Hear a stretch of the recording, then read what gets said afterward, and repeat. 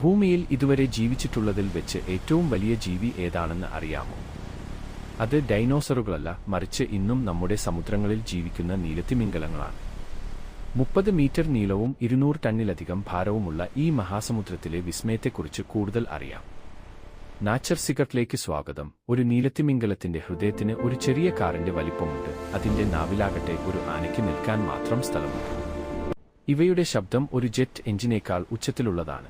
ആയിരക്കണക്കിന് കിലോമീറ്റർ അകലെയുള്ള മറ്റ് തിമിംഗലങ്ങളുമായി ആശയവിനിമയം നടത്താൻ ഈ ശബ്ദത്തിന് കഴിയും. ഇത്രയും വലിയ ശരീരമുണ്ടെങ്കിലും ഇവ കഴിക്കുന്നത് ക്രിൽ എന്ന് വിളിക്കുന്ന വിരൽ നഖത്തോളം മാത്രം വലിപ്പമുള്ള ചെറിയ ജീവികളെയാണ്. നീലത്തിമിംഗലങ്ങളിൽ നിന്ന് നമ്മൾ പഠിക്കേണ്ടത് വിനയവും ലക്ഷ്യബോധവുമാണ്. യത്കൃത ആൻഡ് അഡമിന് ലോകത്തിലെ ഏറ്റവും വലിയ കരുത്തനായിരുന്നിട്ടും തിമിംഗലങ്ങൾ ശാന്ത സ്വഭാവക്കാരാണ്. വലിയ ശക്തിയുള്ളവർ എപ്പോഴും വിനീതരായിരിക്കണം എന്ന പാഠം ഇത് നൽകുന്നു.